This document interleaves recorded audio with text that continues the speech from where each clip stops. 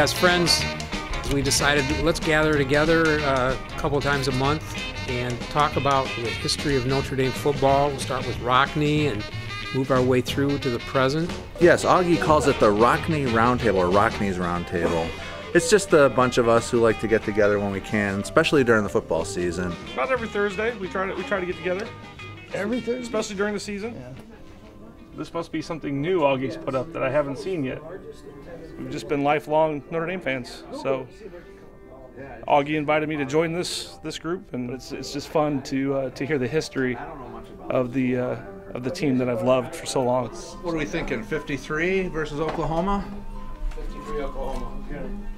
As a Notre Dame fan, I've collected a few 16mm Notre Dame vintage films. 1953, Notre Dame versus Oklahoma. Now, Gridiron Cavalcade takes you back to September 26, 1953, a warm afternoon in Norman, Oklahoma. Notre Dame quarterback Ralph Guglielmi brings his team out of the huddle. Ralph Guglielmi was ranked with the legends of Notre Dame football history.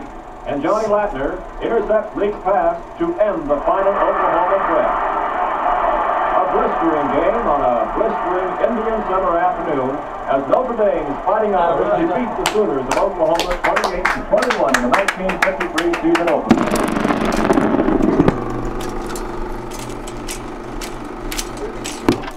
I'm what they call a Subway alumni. Although I like Frank Leahy's description, the imagined alumni. I think that's an even better description. Just like a lot of the guys who never went to Notre Dame, you just love the team, you love the school. This could go all the way to the end zone.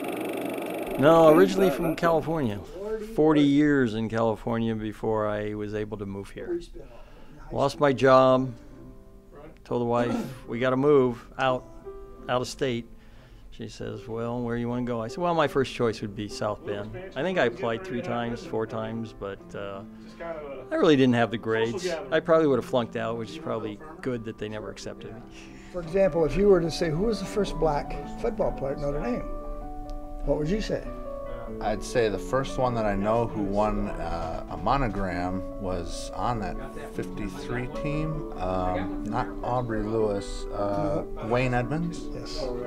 I've got this great collection, and I want to share it, and I don't want to sell it all. I want to share it with the public because a lot of things in here are not for sale. When Rockne built the stadium, the seat numbers were branded and not stenciled into the seats, and we've actually got the branding iron that did that. Those are pieces I could never part with. It's just something special that I want the public to come in and see and enjoy. It's a passion I've had all my life. I have a connection to Rockne. My dad grew up 6 homes from Rockne. And it just started from the early 60s that I started collecting. My first passion were helmets. That helmet at the right on top of the locker, the first one, is dated about 1890s, one of the oldest Notre Dame helmets I'm aware of. And then all the way down are actual Notre Dame game-used helmets. There was a time when Leahy even painted helmets gold in the late 40s. He painted a leather helmet gold.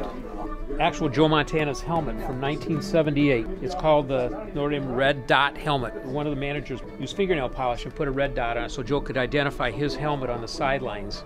His helmet was always way off to the side, and he would go grab that one helmet with the red dot. One of the managers went and put red dots on everybody's helmet so that Joe didn't know which helmet was his. But this is his helmet. I did graduate work at Notre Dame. That was because of the Army paying for it, but I'd have never gotten into Notre Dame or been able to afford it. Got to say I did attend Notre Dame at one time. Didn't graduate from Notre Dame, but I certainly am a Subway alum.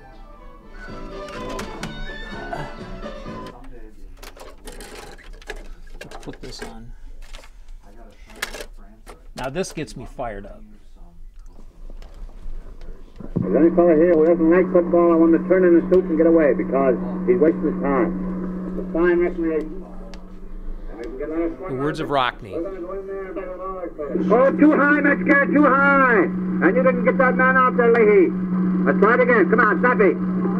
You, Snappy, where the hell did you? Let's talk it up, boys, and have some fun.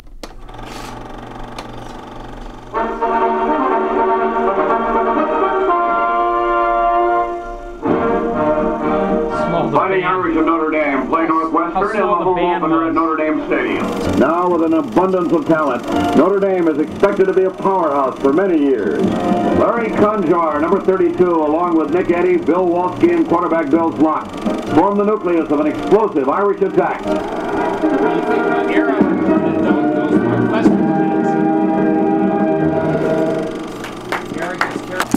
only play a little bit of the game.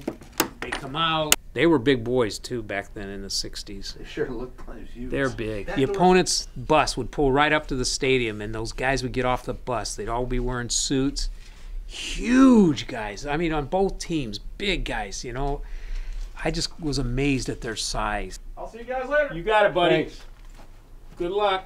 You know, as long as we're still walking, you know, we'll meet. When I hear how old you are, that just blows me away. I can't remember either how old I am, but it's pretty old. My wife said I was 84, but I don't think she knows. I remember when the old guys used to go to the football games out there, and as a kid, I listened to them talk about Leahy and Rockne and all the stories about the great games and stuff, and they're all gone. And we're the old guys now. Yeah. What's going to happen when we go? Are these young Notre Dame fans going to remember? All us old guys can't last forever. Hey, we'll see y'all later. Nice meeting you. Thanks, buddy. Oh, I got to run because I got to get up at 5:30 and go to work in the morning. Okay. Hey, it's been good, guys. All right, Danny. See you next time.